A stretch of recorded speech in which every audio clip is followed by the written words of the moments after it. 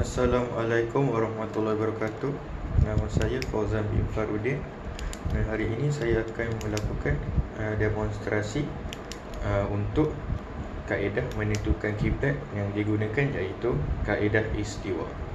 Kaedah istiwa adalah kaedah tradisional yang digunakan sehingga kini dalam menentukan kiblat di serata dunia. Jadi untuk demonstrasi ini saya terpaksa menggunakan alternatif lain, dan saya tidak boleh membuat simulasi di luar dengan menggunakan cahaya pada waktu pagi dan waktu siang secara betul kerana cuaca tidak menentu. Jadi sebaliknya, saya akan menggunakan cahaya di luar sebagai cahaya pada waktu pagi dan cahaya lampu sebagai cahaya pada waktu malam. Waktu siang, maaf. Jadi dalam kaedah istiwa ini memerlukan satu tiang atau apa-apa barang yang nipis yang dipacakkan ke hadap permukaan tanah untuk diwakilkan sebagai tongkat istiwa. Jadi dalam kes ini saya menggunakan pen sebagai tongkat istiwa saya, dan seterusnya kita perlu lukis satu bulatan yang simetri yang tepat-tepat mengelilingi titik tengah yang berada di tengah-tengah bulatan tersebut. Dan yang setelah itu kita boleh teruskan dengan tandakan arah bayang yang seperti kita lihat, arah bayang yang menyentuh permukaan bulatan ini. Jadi saya tandakan kawasan ini.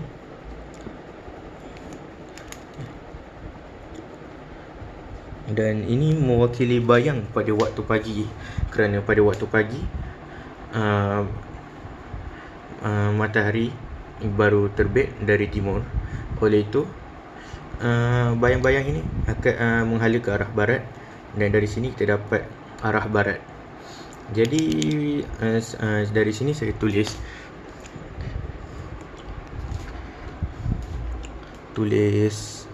B mewakili barat, dan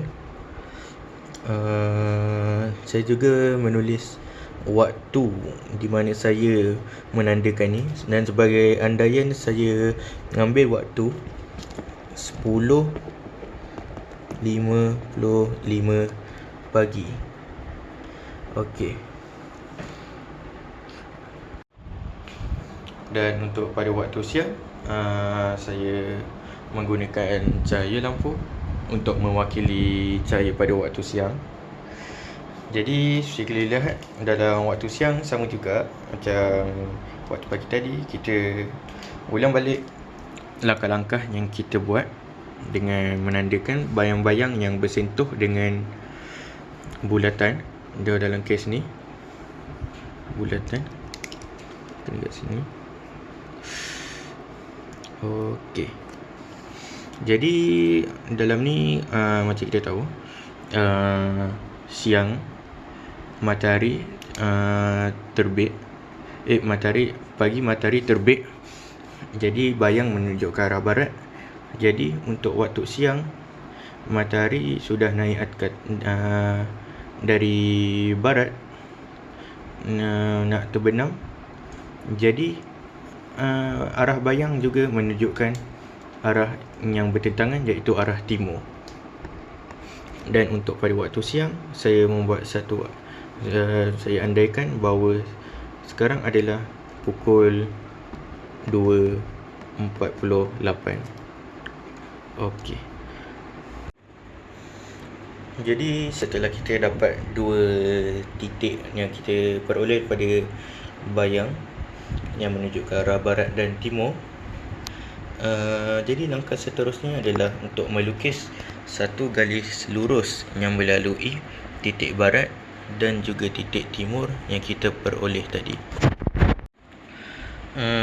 Setelah kita dah melukis satu garis lurus yang melalui titik barat juga titik timur, Seterusnya kita lukis satu garisan yang berserenjang dengan garisan yang kita lukis ini, yang melalui titik tengah bulatan ini.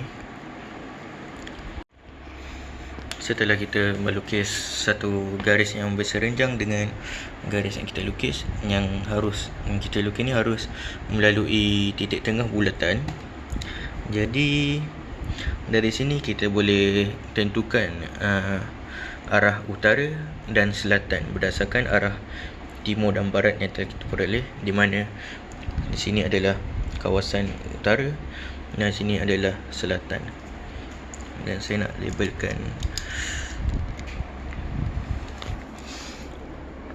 sini utara, sini arah selatan. Jadi untuk seterusnya, seterusnya kita harus melakukan perkiraan. Jadi seperti yang kita tengok dalam gambar ini, saya telah menghasilkan satu segitiga dengan 3 sudut A, B dan C, di mana sudut C adalah 90 darjah dan sudut A adalah 22 darjah, 30 minit, 50 saat. Dan seperti kita lihat, di sisi A dan C ada 12 cm. Jadi dalam perkiraan ni, kita ingin mencari sisi BC, iaitu nilai Y. Jadi dalam ini kita boleh menggunakan kaedah trigonometri, iaitu kita boleh membuat persamaan tan A sama dengan Y per 12. Jadi untuk menyelesaikan masalah ini, tan A kita harus gantikan dengan sudut yang seperti kita lihat, iaitu tan 22 darjah, 30 minit, 50 saat. Jadi kita selesaikan saja persamaan ini dan kita dapat 4.97 cm. Dan jika dibundarkan dapat 5 cm. Jadi dari sini kita dapat sudut BC adalah 5 cm. Dari segitiga yang kita peroleh ni, saya akan membuat satu cebisan kertas yang mempunyai ukuran yang sama dengan hasil perkiraan yang telah saya perolehi.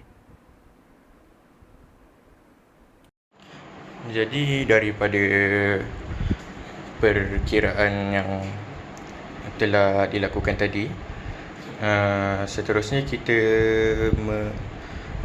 memotong satu kertas yang ukurannya